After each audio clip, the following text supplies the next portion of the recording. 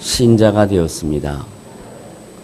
다시 한번 합니다. 예수님 때문에 당신은 크리스찬이 되었습니다.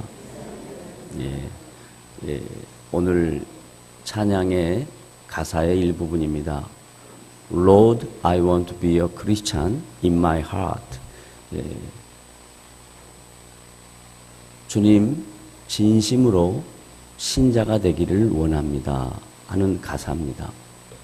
오늘 로마서 6장 1절부터 4절까지 사도 바울이 로마교회 성도들에게 보낸 편지의 내용을 저와 여러분이 나누기에 앞서 이 찬양이 여러분과 저에게 신자가 되는 것이 어떻게 되는 것인가 하는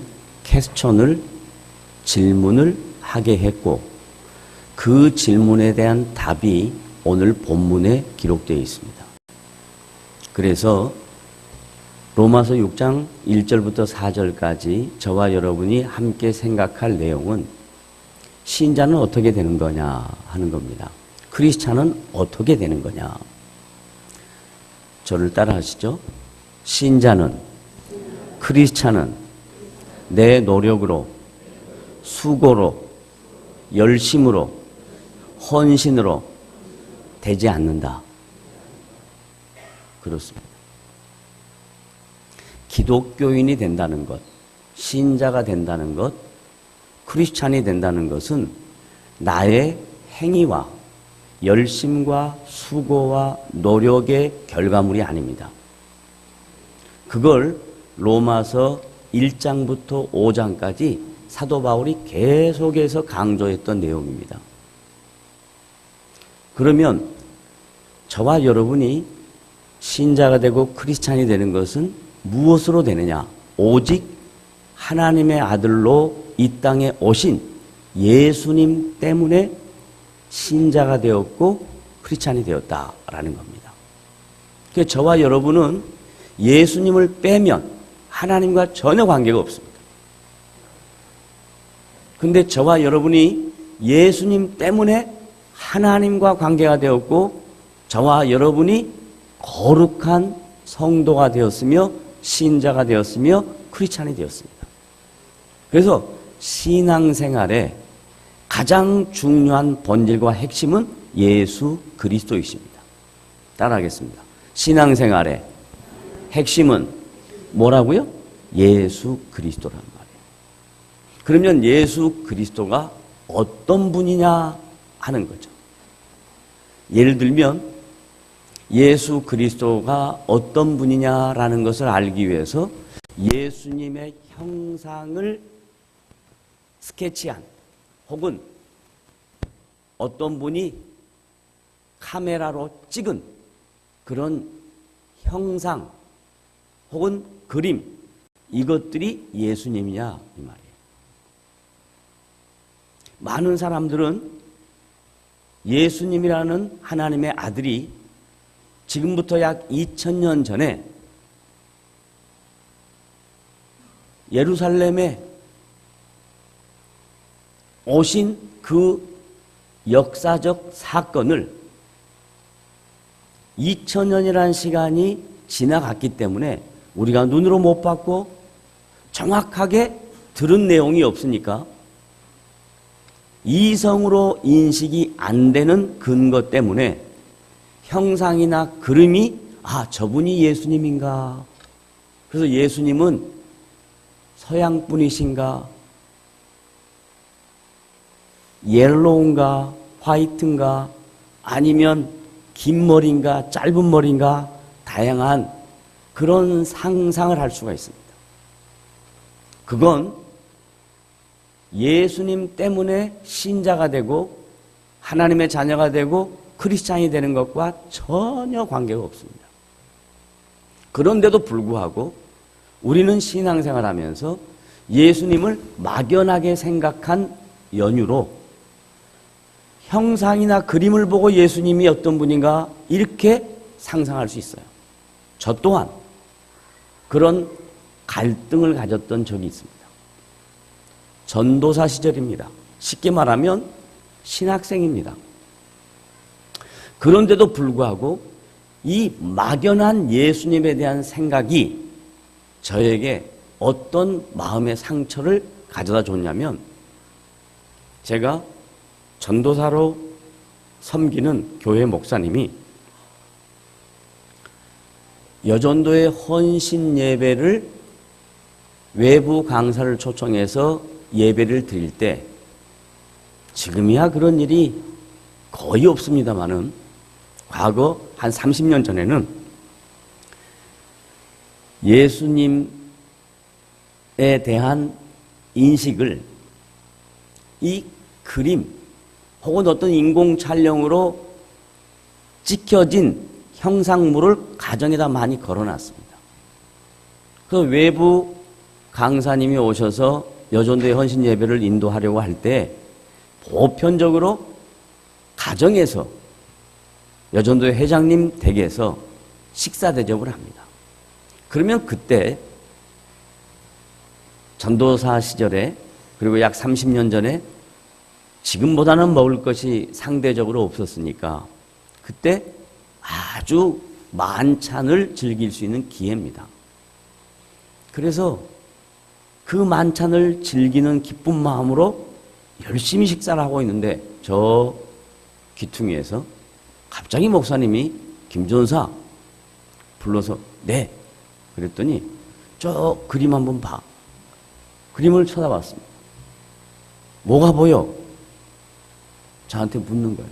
그래서 제가 아무것도 안 보이는데요? 그랬단 말이에요. 근데 그 그림이 뭐였냐면 위성으로 찍은 예수님의 사진이라고 생각하고 많은 사람이 각 가정마다 예수님 실체의 모습인 것처럼 생각하고 붙여놨던 그림입니다. 안 보입니다. 그랬더니 그게 안 보여? 네, 안 보입니다. 거기서 평생 잊을 수 없는 목사님의 돌직구를 들었습니다. 어떻게 들었냐면, 김 전도사, 아직도 죄가 많구만. 죄가 많으니까 예수님이 안 보이지. 그런데요, 그 돌직구를 맞는 순간 제가 얼마나 큰 상처가 됐냐면, 아니, 내가 아직도 죄가 많은가? 아직도 내가 신자가 안 됐나? 아직도 내가 크리스찬이 안 됐나? 짧은 시간이었습니다. 그때 갈등이 생기더라고요. 그래서 너무 마음이 아파서 고개를 탁 숙이고 있다가 다시 한번 보자. 딱 쳐들었습니다. 그랬더니 딱 보이는 거예요. 눈, 코, 입, 이게 딱 보이는데요? 그랬단 말이에요. 그러면 이제 상황이 어떻게 되는 거죠? 나의 죄의 문제는 예수님의 형상으로 걸려져 있는 그 그림 혹은 사진 때문에 내 죄가 어떻게 된 거예요? 있다가 없어진 거 아니에요. 이게 신앙으로 이해할 수 있다 이 말입니다.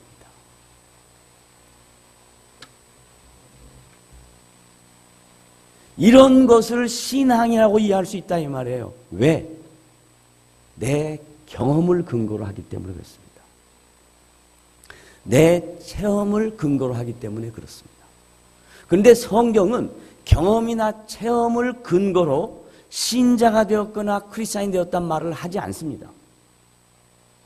바울이 로마교회 성도들에게 오늘 이 6장 1절부터 4절까지 말씀을 쓰면서 예수님의 형상으로 그림으로 너의 죄가 있어지고 없어지는 것이 아니라 예수 그리스도가 십자가의 죽으심으로, 예수 그리스도가 죽으시고 3일 만에 부활하심으로 너의 죄가 사해졌다라고 분명히 성경에 기록되어 있습니다.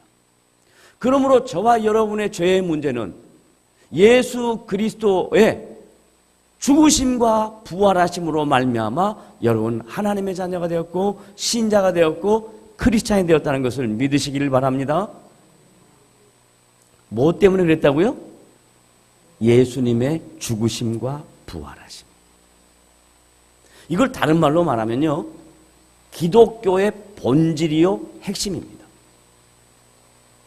기독교는 예수 그리스도의 죽으심과 부활하심을 빼서 설명할 수 없습니다. 그 외에 다른 것을 더해서도 설명할 수가 없습니다.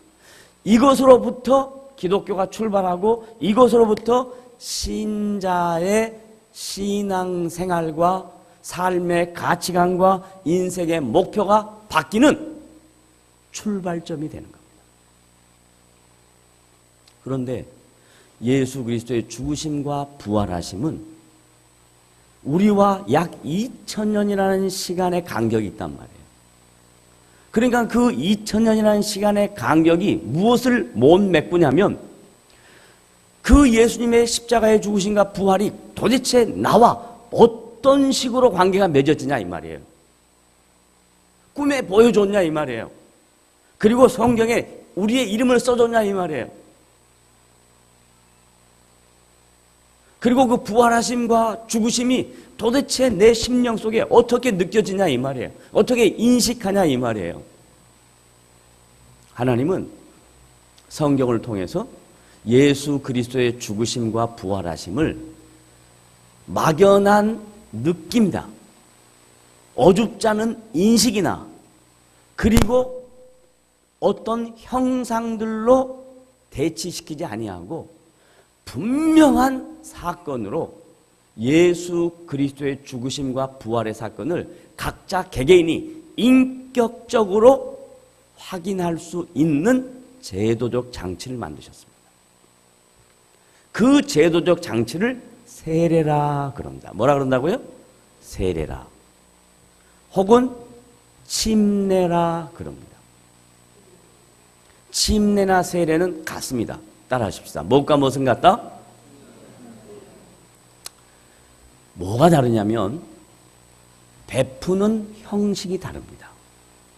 침례는 우리의 몸이 물속에 완전히 잠겼다가 그리고 다시 나옵니다.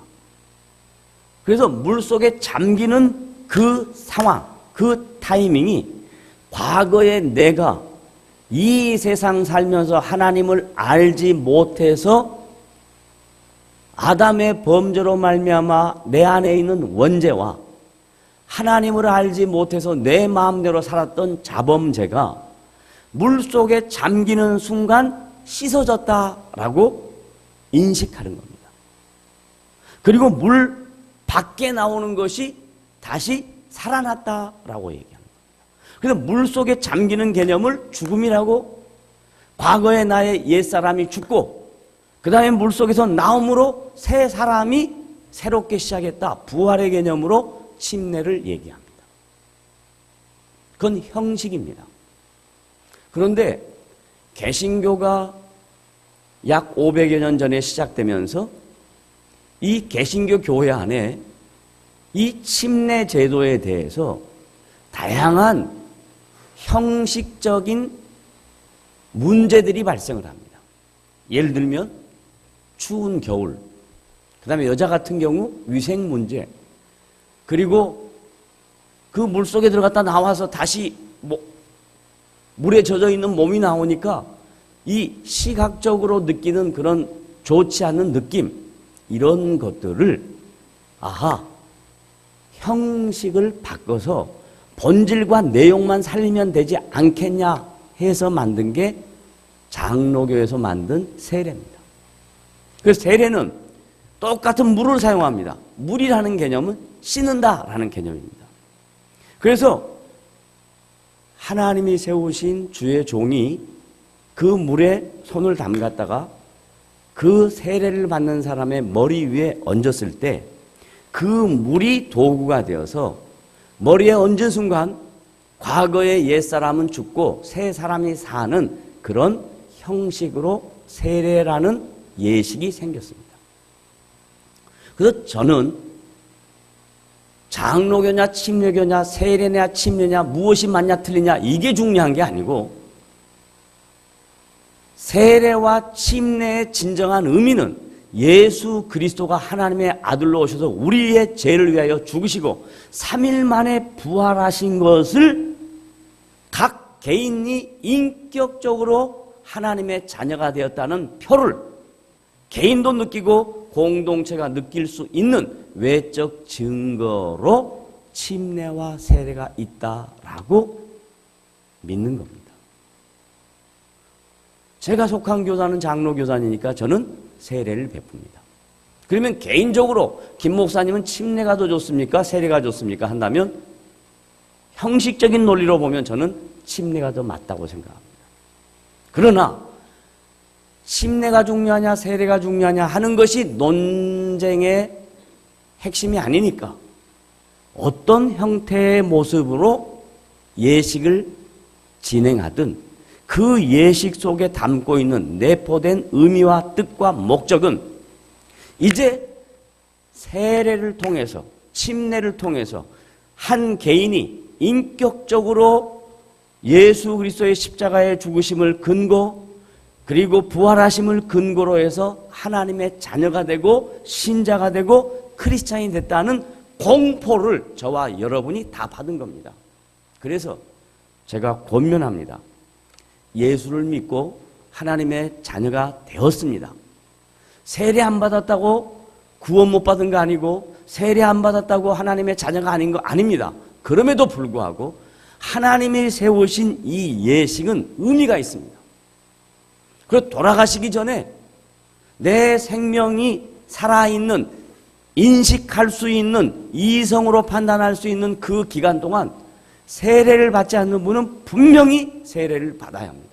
왜냐하면 이 세례가 자기 개인이 예수 그리스도의 십자가와 부활의 사건을 믿는다는 표현이며 다른 모든 사람에게 내가 신자가 되었다는 외적인 증거이기 때문에 그렇습니다. 따라하십시다. 세례와 침례 형식은 달라도 그 내용은 내가 하나님의 자녀가 되었다는 외적인 증거다. 그러니까 받아야 합니다. 그렇다면 이제 세례만 받으면 다 됐냐? 침례만 받으면 다 됐냐? 그게 아니고요. 이것은 하나님과 관계가 시작되었고 이것은 나 혼자 인생을 사는 것이 아니라 하나님이 내 안에 계시고 이것은 영원토록 나를 떠나지 아니하시는 하나님의 내주하심이 내 안에 거하고 그리고 나와 함께 신앙생활하는 그리스도의 이름으로 모인 모든 공동체의 일원들에게는 우리가 다 연결되어서 지체가 되므로 지체가 된 성도들이 이 세상을 살 때 어떻게 살아야 되겠냐 이 말이에요. 예수를 믿지 않는 사람, 하나님의 자녀가 아닌 사람, 불신자, 난 크리스찬 이 살아가는 삶의 모습과 신자, 크리스찬, 하나님의 자녀가 살아가는 삶의 모습은 달라야 될 거 아니냐. 지금 바울이 그 이야기를 하고 있는 거예요. 로마 교회 성도들에게. 하나님의 자녀 된 것에 대한 이야기는 다 끝났어요. 5장까지. 6장에 들어와서는 이제 그러면 how to입니다. 어떻게 살아야 되냐 이 말이에요. 성도가 어떻게 살아야 되냐. 저와 여러분 모두의 고민입니다. 어떻게 살아야 되느냐. 어떻게 살면 좋겠습니까? 그랬더니 어떤 분이 하는 말, 잘 살면 되지요. 그럼요, 잘 살면 되죠. 어떻게 잘 사냐고. 사람마다 처한 환경이 다릅니다. 사람마다 수준이 다릅니다. 사람마다 자기가 갖고 있는 능력이나 잠재력이 다 다릅니다. 그래서 이렇게 살아야 된다라고 프레임, 틀, 규격을 만들 수가 없습니다. 다 다양하니까. 그러면 예수 믿는 사람들이 다 자기 맛대로 나는 이렇게 살아야 된다라고 하면 되잖아요. 그래서 성경이 예수 믿는 모든 사람에게 동서고금을 막론하고 예수 믿는 모든 사람에게 신자는 이렇게 살아야 된다라고 삶의 규범을 정해줍니다. 그게 오늘 로마서 6장 4절의 말씀이에요. 다 같이 6장 4절 읽어봅니다. 함께 읽습니다. 시작. 그러므로 우리가 그의 죽으심과 합하여 세례를 받음으로 그와 함께 장사되었나니 이는 아버지의 영광으로 말미암아 그리스도를 죽은 자 가운데서 살리심과 같이 이제 그 다음부터요. 우리로 뭐라 그래요? 또한 새 생명 가운데서 행하게 하려 하십니다. 그러니까 모든 믿는 성도, 동서고금을 막론하고 크리스찬들은, 신자는, 하나님의 자녀는 신자 되기를 원하면 어떻게 해야 되냐? 새 생명 가운데 사는 겁니다. 뭔 생명? 그럼 반대는 뭐예요? 새 생명 반대. 죽은 생명? 말이 돼? 죽은 생명? 생명은 살아있다는 건데 죽었다기 말이 돼? 새 생명 반대. 그렇지. 옛 생명 혹은 헌 생명. 그렇죠. 헌 생명, 옛 생명은 뭔 말이냐면 하나님을 알기 전, 예수를 믿기 전 내가 살아왔던 모든 삶의 가치와 기준입니다. 다른 말로 말하면 지금 우리가 살고 있는 이 시대에 예수 믿지 않는 사람들이 사는 삶의 모습, 그것을 우리도 똑같이 하고 살았단 말이에요. 그렇죠? 그런데 예수 믿고 난 다음에 새 생명을 얻었어요. 그래서 그럼 새 생명을 얻은 삶이 뭐냐 그러면 대부분 뭐라 그러냐면 이렇게 이야기합니다. 담배 피면 안 돼. 누가 담배 피는 거야? 교회 와가지고. 그 다음에 술 마시면 안 돼. 예수 믿는 사람이 술 마셔? 그럽니다. 등등등등. 이게 새 생명의 생활이라고 생각해. 하나님은 그렇게 마음이 좁으신 분이 아니에요. 예를 들어 드릴게요. 하나님이 이런 분이에요. 야, 담배 피고 싶냐? 펴라. 그런데 건강에 나쁘다. 이게 하나님이에요. 그 다음, 담배 폈냐? 뒤 처리를 잘해라. 앞뒤 처리를 잘해라 이 말이에요. 담배 피고 나면 핀 사람은 몰라요. 냄새가 얼마나 역한지. 나중에 담배를 끊으면 알아요. 그 냄새가 얼마나 역했는지. 저는요, 이제 점점 더 그래요. 100m 앞에서 담배 피는 냄새만 맡아도 막 디스커티, 막 역겨워서 막 넘어오려고 그래요. 막 힘들어요. 그런데 하나님이 저를 훈련시키려고 제 바로 방 앞에서 학생들이, 그래서 제가 딱 나가면 이런. 옛날 같았으면, 옛 생명 같았으면 제가 어떻게 했냐면 이런, 제가 눈 한 번만 떠도 무섭거든요. 근데 지금 어떻게 하냐면, 야, 건강에 나쁘다 이렇게. 기독교 신자가 살아가는 새 생명 가운데 사는 삶이라는 게 어줍지 않게 담배 하나 안 피는 것, 그게 신자의 생활이 아니라 이 말이에요. 난 담배 안 펴. 그게 신앙생활 하는 걸로 착각하지 말라고요. 그 다음, 난 술 안 마셔. 절대로 못 먹어. 그런 거 갖고 신자의 신자됨을 자랑하지 말아요. 새 생명 가운데 산다는 말은 뭔 말이냐면, 이제부터 내 삶은 내 것이 아니다라부터 출발하는 거예요. 새 생명 가운데서 행하는 것은 옛 생명일 때는 내 마음대로 살면 됩니다. 내가 하고 싶은 대로 하면 됩니다. 새 생명이라는 것은 이제부터는 내 마음대로 내 인생을 이끌어가지 않는다라는 각오와 결단이 있을 때 새 생명 가운데 산다고 그러는 거예요. 그럼 어떻게 사냐? 따라오세요. 내 것이 내 것이다. 좋아요. 그러면 내 것이 누구 거냐? 내 것이 누구 거냐? 제가 묻는 거예요. 내 것이 누구 거냐? 하나님의 거예요. 그럼 보세요. 내 것 할 때 어디서부터 시작하냐면 내 생명부터 시작하는 거예요. 내 생명. 그러면 이 생명의 여탈권, 생명을 주시고 거두시는 것은 누구에게 있어요? 하나님에게 있어요. 그럼 내가 할 일은 뭐예요? 관리하는 거예요. 언제 죽을까 걱정하는 건 내가 할 일이 아니에요. 새 생명 가운데 사는 게 아니에요. 새 생명 가운데 사는 것은 내일 죽어도 오늘 내가 관리한다. 이게 새 생명 가운데 사는 거예요. 왜? 내 인생은 내 게 아니니까. 다른 말로 말하면 내 생명 내 거 아닙니까? 내 생명 누구 거라고요? 하나님의 거예요. 그러면 하나님이 내 인생의 시간들, 그분의 계획 아래 내 인생의 시간들을 허락하시는 거예요. 그래서 내가 그 주어진 일생을 사는 거예요. 됐죠? 그 다음 생명 다음에, 그 다음에 중요한 게 뭐냐면 소유예요. 소유. 그러잖아요. 여러분 뭐라 그래요? 제일 먼저 생각하는 게 아이고 나는 언제 죽을지 몰라. 빨리 죽었으면 좋은데 공갈치지 마세요. 그 다음 딱 나오는 말이 뭔 말이냐면 돈 없으면 못 살아. 그런단 말이에요. 그래요? 많이 그래요. 돈 없으면 못 산다. 그런단 말이에요. 근데 정말로 한번 생각해 봐요.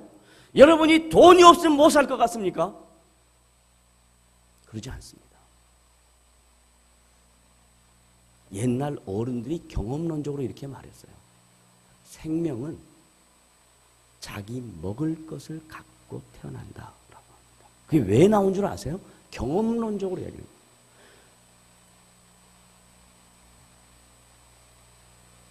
돈 없어서 못 산다 생각하지 말고 돈 없으면 어떻게 반응할까? 어떻게 관리할까? 어떻게 자존심이 꺾이는 부분에 대해서 상처받지 않을까? 이런 생각하면 됩니다. 그리고 하나님은 우리에게 필요한 물질, 의식주 분명히 주신다고 약속하셨어요. 그래서 뭐라고 약속하냐면 그 말을 못 믿으니까 여러분처럼. 그래서 여러분 지금 저처럼 다 따라해야 돼요. 눈을 들어 어디를 봐라. 보여 안 보여? 지금 안 보이냐? 천정밖에 안 보이잖아. 다 나갈까요? 나가서 한번 볼까? 가을 하나 한번 볼까요? 제가요 며칠 전에 저희 교단의 목회자 테니스 대회를 하는데 제가 맡아진 일 때문에 어쩔 수 없이 갔습니다. 그리고 어른 목사님이 주최를 했기 때문에 제가 가야 될 형편이어서 갔습니다. 상황은 되지 않았는데 그래서 서비스를 넣으려고 공을 탁 토스를 해서 딱 봤는데 너무 가을 하늘이 멋진 거예요. 그래서 딱 던져놓고 서비스를 해야 되는데 못하고 하늘만 쳐다봤어요. 좋다. 그런데 가을 하늘의 청명함, 가을 하늘의 이 아름다운 모습만 느낀다면 그건 반이에요. 예수 믿지 않는 사람도 느끼니까요.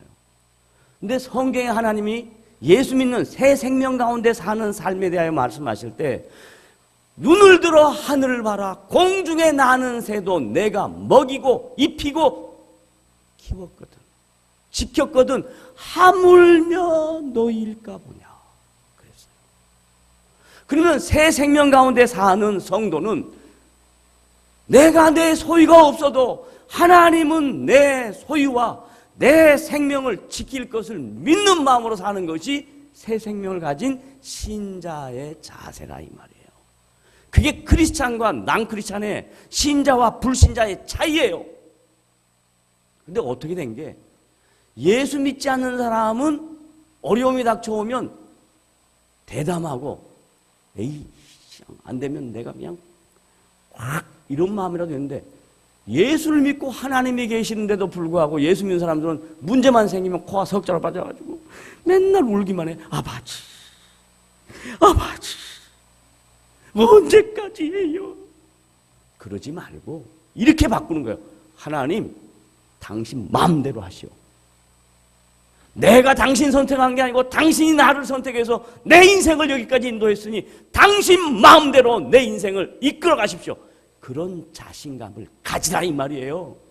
이게 신자라 이 말이에요. 이게 새 생명 가운데 사는 사람의 모습이라 이 말이에요. 신앙생활 따로 내 생각대로 이건 생각해 봐야 된다. 자, 새 생명 가운데 산다는 것이 뭔가? 두 가지 하겠습니다. 생명, 소유. 그 다음에 이제 중요한 게 뭐냐면 우리의 삶을 이끌어가는 것은 가치입니다. 사고입니다. 내 머릿속에 뭐가 들었냐라는 겁니다. 내 머릿속에 자기의 지식, 자기의 경험, 자기가 갖고 있는 계획, 이것만 꽉 차 있으면 예수 믿는 사람과 예수 믿지 않는 사람의 차이가 없습니다. 예수 믿는 사람, 새 생활을 하는 사람의 삶의 모습은 세 번째, 가치관의 변화입니다. 가치관의 변화. 가치가 변해야 느낌이 오고, 느낌이 와야 행동으로 갑니다. 왜 우리 한국 사람들을 향하여 이렇게 말하는가? 빨리 데운 뭐요? 빨리 데워진 뭐는? 냄비는 어떻게 된다? 빨리 식는다. 그 냄비가 뭔 줄 아세요? 감정입니다. 느낌입니다. 한국 사람은 감정적이고 느낌적이에요. 그래서 신앙생활도 똑같아요. 내 감정에 내 느낌에 뭐가 오면 발랄발랄 끓어요. 그러다 내 신앙에 다운이 되는 건 뭐냐면 내 감정과 느낌이 다운되면 그래요. 근데 21세기의 사람들의 현대인의 모습은 이 굴곡이 있을 수밖에 없어요. 스피드 시대이기 때문에 그렇습니다. 옛날처럼 농경생활을 하면 이 감정의 굴곡이 심하지 않습니다. 스테이블합니다. 안정적으로 합니다. 그런데 3초마다 달라지면 이 감정의 골은 너무 깊습니다. 이게 현대인의 병입니다. 이게 멘탈입니다. 뉴로시스예요. 신경증, 정신증이에요. 그건 모든 현대인들이 갖고 있는 질병이에요. 그런데 그 질병의 원인이 뭐냐면 느낌으로부터 시작된 거거든요. 근데 정상적인 사람은, 새 생활 가운데 사는 사람은 이 가치관, 머리, 하나님이 이성을 주신 이 머리는 느낌보다 위에 있는 거예요. 감정보다 이성이 위에 있는 거예요. 그게 인간입니다. 인간은 이성으로 하나님이 내 가치관을, 나의 삶을 이렇게 인도하시겠구나, 그걸 믿고 느낌에 좌우되지 아니하고 감정의 굴곡에 왔다 갔다 하지 아니하고 가는 거예요. 한 걸음 한 걸음 가는 거예요. 그러면 분명히 하나님이 우리의 인생에 열매를 맺어 자라가게 하신다는 것을 저와 여러분이 압니다. 그게 새 생활 가운데 사는 거예요. 새 생활 가운데 사는 다양한 내용이 많이 있지만 1차적으로 세 가지를, 생명, 소유, 가치관, 세 가지를 설명하고 성경적인 내용을 한 번 더 얘기하고 다음 주에 이 내용은 연이어서 합니다. 자, 골로새서 갑니다. 신약 성경 골로새서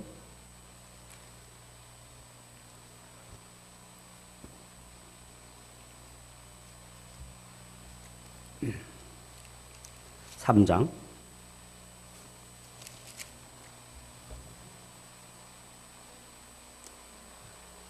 가치관의 전이가 이제 어떻게 생기는가 구체적으로 사도 바울이 성경에 기록합니다. 골로새서 3장 12절 다 같이 읽습니다. 시작. 그러므로 너희는 하나님이 택하사 거룩하고 사랑받는 자처럼, 이게 이제 새 생활 가운데 사는 삶에 대하여 첫 번째 뭐라 그래요? 긍휼과 자비와 겸손과 온유와 오래 참음을 옷 입고, 뭐하고? 옷 입고. 표현이 기가 막힌 표현. 옷 입는다라는 표현은 가치관의 전이가 생겨서 이제는 변화된 가치관을 갖고, 그 말이에요. 그 다음 13절 시작. 누가 누구에게 불만이 있거든 서로 용납하여 피차 용서하되. 보세요. 인생살이에는 A라는 사람과 B라는 사람이 함께 살아가면 거기에는 항상 뭐가 있다? 두 사람만 모이면 뭐가 있다? 불만과 갈등과 문제가 있다 없다? 있다. 그러면 새 생활을 하는 사람은 불만이 있다는 것, 갈등이 있다는 것, 문제가 있다는 걸 알고 어떻게 하냐면 뭐라 그런다고요? 용납하는 훈련을 하는 거예요. 여러 부분은 다음 주에 합니다. 그냥 읽고 넘어갑니다. 누가 누구에게 불만이 있거든 서로 용납하여 피차 용서하되, 그 다음 주께서 너희를 용서하신 같이 너희도 그리하고. 14절 시작. 모든 것 위에 사랑을 다하라. 이는 온전하게 매는 띠니라. 그 다음 15절. 그리스도의 평강이 너희 마음을 주장하게 하라. 너희는 평강을 위하여 한 몸으로 부르심을 받았나니 너희는 또한 감사하는 자가 되라. 16절. 그리스도의 말씀이 너희 속에 풍성히 가여 모든 지혜로 피차 가르치며 권면하고 시와 찬송과 신령한 노래를 부르며 감사하는 마음으로 하나님을 찬양하고. 17절. 또 무엇을 하든지 말에나 일에나 다 주 예수의 이름으로 하고 그를 힘입어 아버지 하나님께 감사하라. 이게 새 생활을 하는 사람들의 가치관입니다. 그 부분은 다음 주에 생각해 보도록 하겠습니다. 기도하겠습니다. 하나님 아버지 감사합니다. 오늘 10월 첫 주일 한영과 함께하는 예배에 귀한 말씀으로 우리를 격려하시고 깨닫게 하시고 또 신앙생활하는 신자의 삶이 무엇인가를 생각하게 하시니 감사합니다. 이러한 하나님의 자녀됨에 그리고 하나님의 자녀답게 이 세상 속에서 살아가는 저희들이 될 수 있도록 은혜를 더하여 주시옵소서. 예수님의 이름으로 감사하며 기도드리옵나이다. 아멘.